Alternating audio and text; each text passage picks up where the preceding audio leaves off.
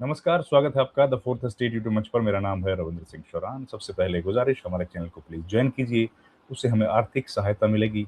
आपकी छोटी-सी आर्थिक मदद हमारे लिए बड़ा वित्तीय सहयोग होगा। अब आज की खबर। खबर ये है कि एक एंकरा, गोदी मीडिया की पत्रकार ने टीचर्स के बारे में बहुत खराब शब्दों का प्रयोग किया। अब वो खराब शब्द क्या हैं, ये आप देख सकते हैं इंटरनेट पर, हर जगह है। तो हमने इस पूरे मसले पर, टीचर्स के बारे में, गोदी मीडिया पर बातचीत की, देश के जाने-माने वरिष्ठ सम्मानित पत्रकार शीतल सिंह जी से।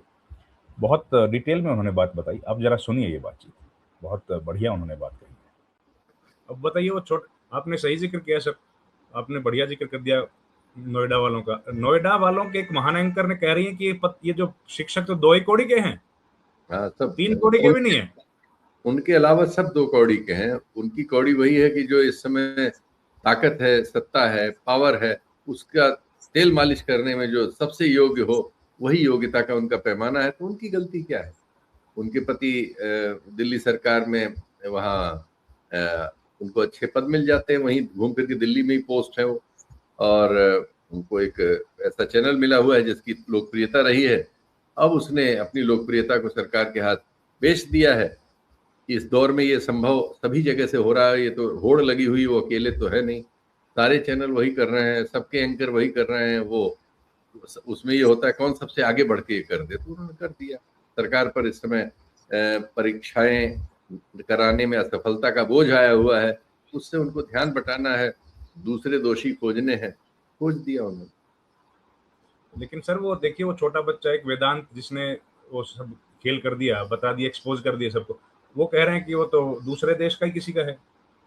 हाँ, अगर आप जरा सा भी इनको एक्सपोज करेंगे तो आपकी देश नागरिकता ही ये चैलेंज कर देंगे। आपको मुसलमान बता देंगे, पाकिस्तानी बता देंगे, आईएसआई का एजेंट बता देंगे, सोरोस का एजेंट बता देंगे। वही सब तो मैं बता रहा हूँ जी।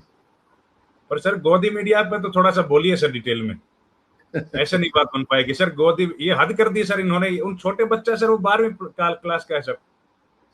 नहीं, उसका सीधा उसका तो अर्थशास्त्र हर और ये चीज का देखिए। टीचर्स के बारे में इतनी भद्दी भाषा। भाई हमारे यहाँ 450 चैनल है। मेरे कार्यक्रम में आके पंकज पचौरी आते हैं कई बार सत्य हिंदी के मेरे कार्यक्रम में। तो वो अच्छी बात यह है कि वो शुरू से अध्ययनशील थे, अब भी उनकी वो आदत बनी हुई है। और मनमोहन सिंह जी के साथ रहे तो उन्होंने अच्छी गुरुदक्षिणा उनसे पाई है। और उसमें गुरुदक्षिणा नहीं, मतलब अच्छी शिक्षा पाई। सॉरी, क्षमा करिएगा भाई, बहुत और बड़े सर लोग उनका एक बड़ा पॉपुलर प्रोग्राम था मनी मंत्रा, उसमें सब वो डिस्कस करते थे ये चीजें सर। करते थे। तो वो हमें आंकड़े बता गए थे, तो मैंने भी चेक किया फिर बाद में। हमारे यहाँ 450 चैनल हैं देश में, न्यूज के सभी भाषाओं के, देश भर में जो लाइसेंस। इसमें से 4-5 को छोड़ के सब बुरी तरह से घाटे थे। ये सब सरकारी चंदे पे चल रहे हैं। सरकार अगर इनको विज्ञापन न देते मर जाए। और जो 4-5 फायदे में है उनका भी 80-85% रेवेन्यू सरकार से आ रहा है।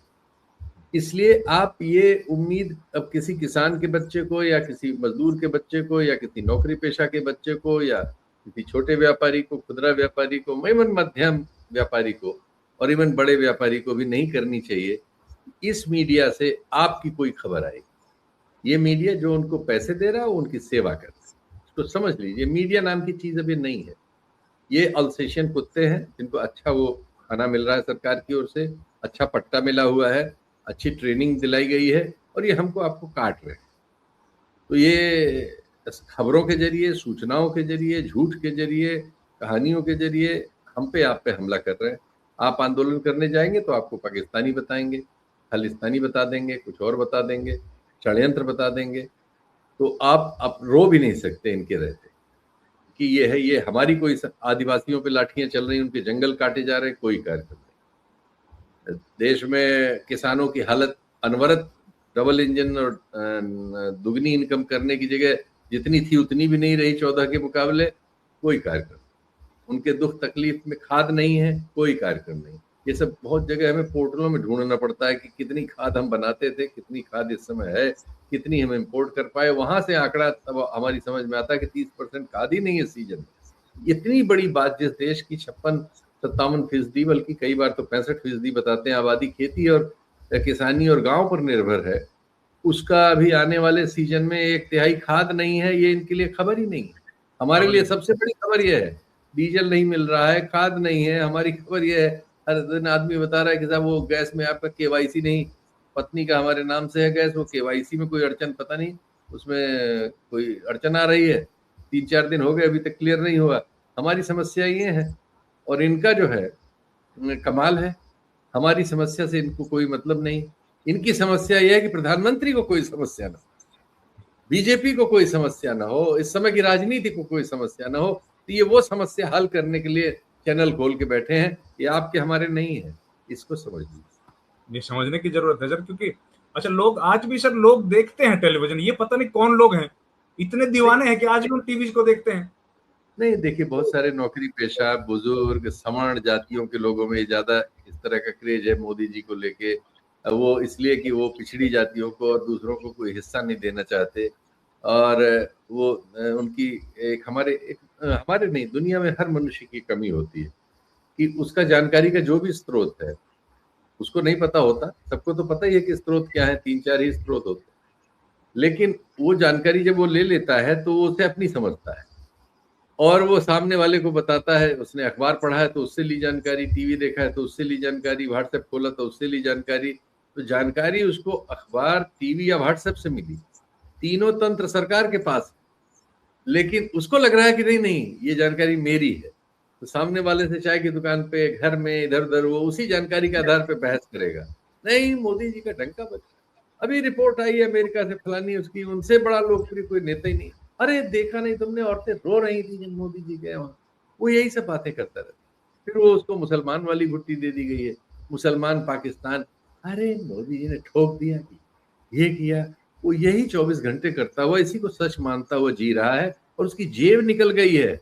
बच्चे को नौकरी नहीं मिल रही, बच्चे से उसका संवाद ही नहीं हो पा रहा है, क्योंकि बच्चा फ्रस्ट्रेट है, उसके सामने कोई भविष्य नहीं है। और बाप फ्रस्ट्रेट है कि बच्चा कर क्यों नहीं रहा है, काबिल नहीं है, ये कामचोर है, मोदी जी तो इतना कर रहे हैं। तो ये एक हम दुरूह स्थिति में फंस गए हैं जी। मोदी जी बेचारे अकेले क्या करें, कुछ हाँ, बच्चों को भी मोदी करना जी पड़ेगा। क्या, हाँ क्या करें, क्या क्या करें, कितने कपड़े बदले बेचारे, 4 बार तो बदलते हैं, बताइए 6 बार बदले क्या। ये हालत है सर बड़ी, वाकई में कई बार तो बहुत घोर निराशा की स्थिति बन जाती है। और टेलीविजन देखते हैं तो ऐसा लगता है कि भाई ये देश अमेरिका के कान पकड़ के उसके ऊपर बैठ गया है, और अब बस कुछ बचा नहीं अमेरिका में। नहीं नहीं, दुनिया में नहीं बचा। हाँ। अभी सब लोग बकरी बन के यहीं आके में करेंगे हमारे यहाँ, ऐसा माहौल बनाया हुआ जी। तो ये थी हमारी बातचीत, आपने सुनी दोस्तों वरिष्ठ पत्रकार शीतल जी के साथ। और देखिए शीतल जी ने जो बातें कही हैं, गोदी मीडिया किस तरीके से देश में एक नैरेटिव बिल्ड करने की कोशिश कर रहा है, और जो इंडिपेंडेंट मीडिया हाउसेज हैं या जो फ्री थिंकर्स हैं, जो थिंकर्स, जो लोग विचार की बात कहते हैं, देश के हित में बातें कहते हैं, उनको किस तरीके से लेबल करने की कोशिश की जाती है। अब वो याद कीजिए, छोटा सा इंसिडेंट है, वेदांत वो लड़का, छोटा बच्चा है, उसके बारे में क्या क्या कह दिया, सोरोस और पता नहीं क्या क्या बातें बोल दी। कितना खराब लगता है छोटे बच्चे के बारे में इस तरह की बातें। 18 बरस की उम्र है खाली उसकी। पेपर लीक पर सरकार क्या कर रही है, उस पर कोई सवाल नहीं। पेपर लीक क्यों हो रहा है, उस पर कुछ नहीं बोला। और टीचर्स पेपर लीक पर सवाल उठा रहे हैं, उनको घेरना बड़ी हैरानी की बात है। ये किस तरीके की जर्नलिज्म है, ये भला कैसी पत्रकारिता है। पत्रकारिता का तो पहला काम यही होता है कि आप प्रश्न पूछें, सवाल से उनसे पूछें जो लोग जिम्मेदार हैं। अब इस मामले में कौन जिम्मेदार है, इसमें तो सरकार जिम्मेदार है, और तो कोई है नहीं। सरकार की जो जिम्मेदारी है वो पूरी हो, सरकार अपनी जिम्मेदारी ले। पेपर लीक हुआ है, नीट का एग्जाम अगर लीक हुआ है तो क्यों हुआ है, अगर किसान आंदोलन कर रहे हैं तो क्यों कर रहे हैं, उन आंदोलन का रीजन क्या है। ये तमाम मसले हैं जिनका समाधान सरकार को करना चाहिए। मीडिया का काम है इन सवालों को उठाना कि भई ये हो रहा है, क्यों हो रहा है। लेकिन मीडिया सरकार के बचाव में आया ऐसा लग रहा है। और गोदी मीडिया के एंकर्स की तो हालत आप देख ही रहे हैं। जितने भी गोदी मीडिया के एंकर्स हैं, कैसे चिल्ला चिल्ला के सरकार का दबाव बचाव करने की कोशिश करते हैं। खैर, तो ये हमारी बातचीत थी, उम्मीद है आपको पसंद आई होगी। आपसे रिक्वेस्ट एक बार फिर से है कि हमारे चैनल को प्लीज़ लाइक करें, सब्सक्राइब करें, शेयर करें, और अगर संभव हो तो ज्वाइन भी कर लें। उससे हमें आर्थिक सहायता मिलेगी, आपकी छोटी सी आर्थिक मदद हमारे लिए बड़ा वित्तीय सहयोग होगा। धन्यवाद। Thank you very much. नमस्कार।